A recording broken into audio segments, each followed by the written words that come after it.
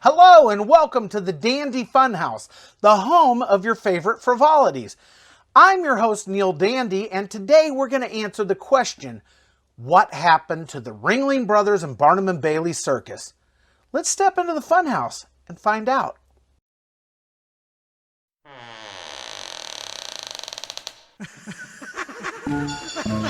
Where am I? You just entered the Dandy Funhouse.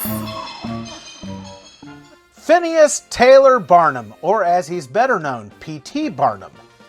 If you've seen the movie, The Greatest Showman, you already know it was amazing.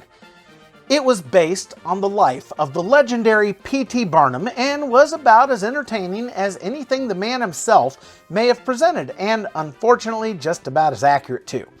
But it's a very tall order to condense a life as storied as Barnum's into just 2 hours and change. After all, he was a newspaper publisher, showman, politician, philanthropist, and so much more. But most of all, he looked nothing like Hugh Jackman. Not a lot of people recall this about P.T., but he actually served 2 terms as a Republican in the Connecticut legislature, most notably speaking in favor of the 13th Amendment to the Constitution, abolishing slavery.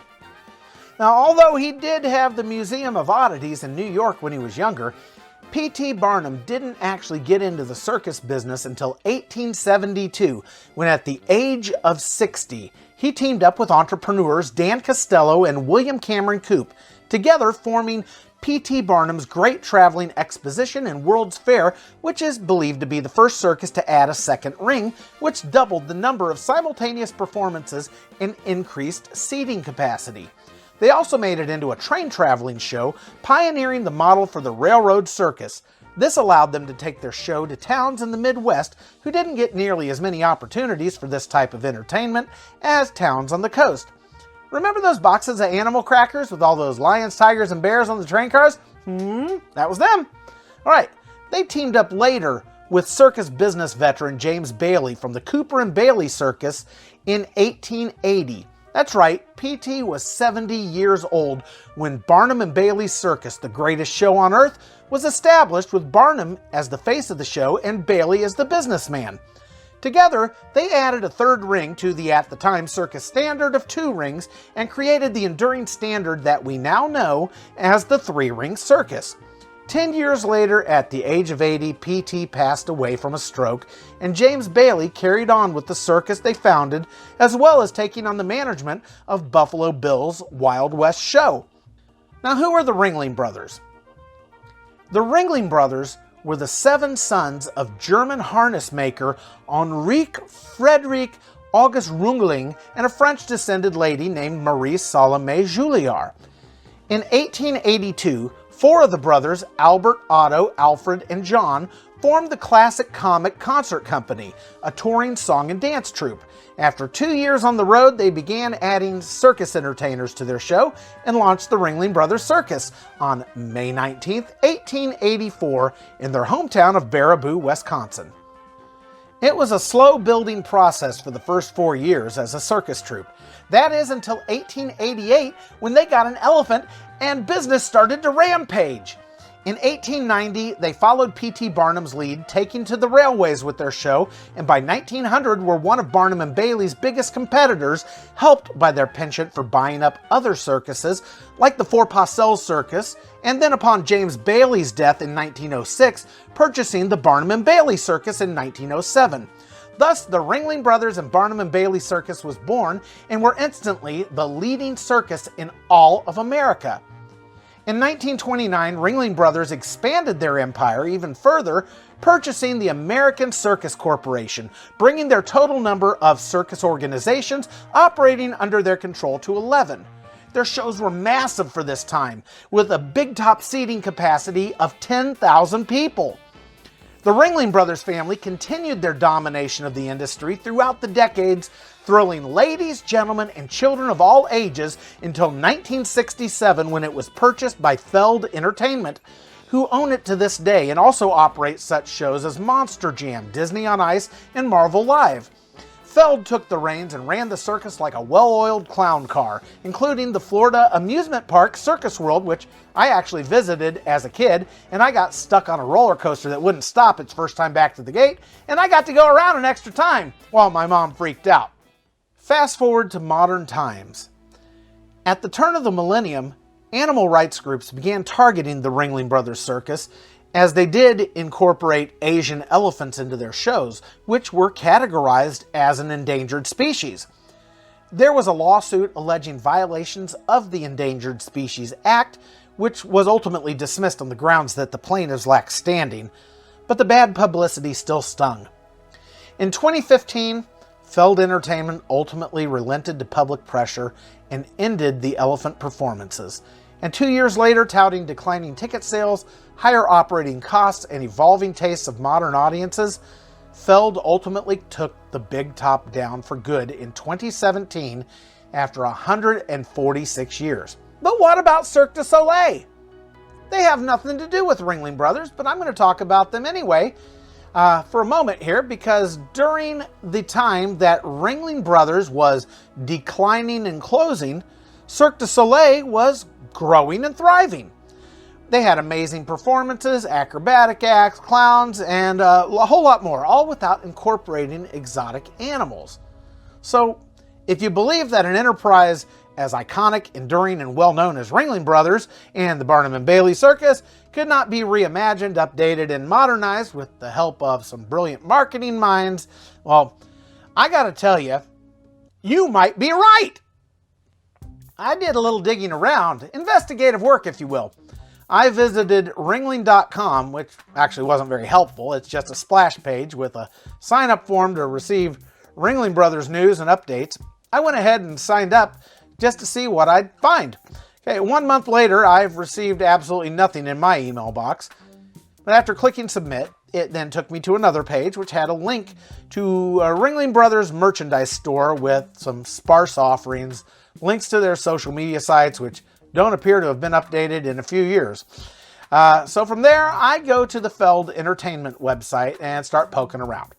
No Ringling on the front page, no Ringling in the press releases, and finally I start poking around in the menu and come to a page for auditions, where I found something very interesting. Under the list of shows which they produce, Ringling Brothers was the very first show listed, along with other shows they own. Now, is this simply a catalog of their holdings? The logo was clickable, so of course I clicked to see where this rabbit hole is going to take me. And it brings me to a page with a very modern and fresh-looking graphic which says Live Auditions World Tour, Vegas, Paris, Cape Town, Buenos Aires, Moscow, Ulaanbaatar, and Beijing, seeking circus performers, physical comedians, characters, athletes, musicians, dancers, street performers, daredevils, and other original acts. Nothing about animal acts. So now I'm getting excited, okay? I'm not sure if it might just be some old page that they never updated, because there's nothing which indicates a time frame here, no date, no year, but there is a link to start the audition process. So I click it. And this brings me to a pretty bland, unimpressive page with a pretty generic logo for Ringling. But towards the bottom, in little tiny typeface, it says, "The Greatest Show on Earth Worldwide Auditions 2022! Apply now." So now I'm picking my jaw up off the floor, because I just uncovered something that's not yet been made known to the general public. I'm sure there's what you might call a whisper campaign going on in the industry, but what I mean to say here is that I think I've uncovered quite the newsworthy bombshell here. So I'm feeling all full of myself now, and I called the Feld Entertainment main office to see if I could get answers. Stayed on hold for about 5 or 10 minutes and got a recording that they couldn't take my call, but that I could leave a message, so I did. I also left a message in the marketing department and sent an email to the general information email address just to be obnoxious. And then I called an audible while I was in the thick of banging out the script for the episode you are enjoying right now. And the very next day, I decided to do a 180 and do a short run and gun low-key production for episode 15, where I just concentrated on what I'd uncovered here on the Feld website regarding indications that after 5 years in the grave, Ringling Brothers were getting poised for a comeback. And right as I'm wrapping up that quick little video and I'm rendering the video out in my computer, I take my phone off airplane mode, which I use when I want to immerse myself into the work I'm doing and not be disturbed or get crazy sounds while I'm trying to record, and I see someone left me a voice message. I'm going to play that for you right now. Hi, good afternoon. Just returning your voicemail we received yesterday. This is Feld Entertainment. Don't have too much information right now about Ringling coming back, but Ringling is coming back hopefully sometime next year. If you have any more questions, you can send any kind of questions, and they might be able to better answer any questions that you have through that email address. All right? Have a great day. All right, the woman on the message did speak a little fast, and the Google transcription got the words a little incorrect, which it always and kind of hilariously does. But basically, this woman from Feld Entertainment was calling and confirming that indeed Ringling is returning. So at this point, I'm all excited because I feel like I just scooped a big story. That's until I realize I've got about 12 followers. But I'm still excited, so I run with it and append this voice message to the end of episode 15, and I shove it out there. Then the following day, I get a reply to the email I'd sent to the marketing department, which double reconfirmed the return of Ringling, but also that they couldn't really give me much more information at this time, and that a press release would be forthcoming in spring of 2022. Okay, well, that's some information right there. So that email actually was helpful. And the person who emailed me also encouraged me to reach out after the press release for a possible interview with their director of production, which is also real exciting. I've conducted lots of interviews in the past for a podcast I used to do called Under Country Music, but I've never done an interview on the Dandy Funhouse. I'm kind of on the fence about that because this show is kind of in the growing process here. I'm only 16 episodes in at this time, and the first handful of episodes were largely me fumbling around like a clown and trying to get my bearings and really hone in on what the show should be, what it should focus on, and who the show's for. But at this point, I'm feeling pretty solid on those things because I figure this show is mainly a family-friendly retrospective of classic entertainment for grown-ups wishing to harken back a bit without being too stuck in the past and be updated about where the classic forms of entertainment have evolved to in the modern age in a way that's fun, entertaining, and hopefully something they can share and enjoy with their own children for ages to come. That's my condensed version. Hope that made sense. But I'm going to bring this clown car back into the garage here. I don't yet have a very big audience, and I'd hate to take up the time of the production director of Ringling Brothers just to have them reach 20 people or so. Well, that would be real exciting for me. I'd much rather see them spend their time and energy reaching the masses in ways that will ultimately put behinds in the arena seats and help them be successful in their monumental comeback effort. Because I think most of us can agree the world could use a little Ringling right about now. And I could use a little jingling in my pocket, baby. So if you enjoy this content and you'd like to support future episodes of the Dandy Funhouse, please visit the patronage page at dandyfunhouse.com. Supporters are going to gain access to exclusive bonus features, including my recent bonus feature of all my Ringling programs from my childhood.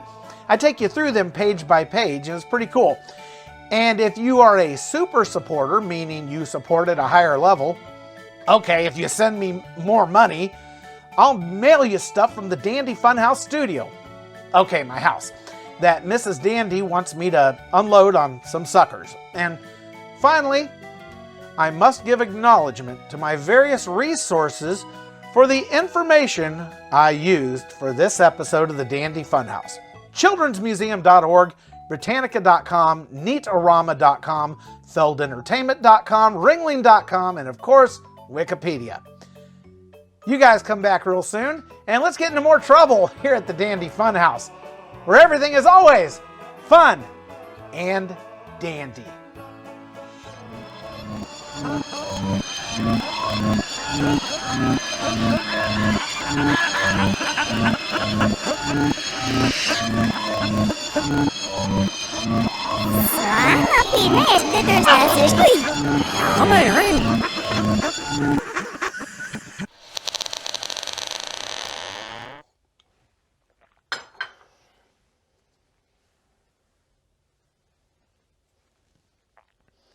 The Avengers.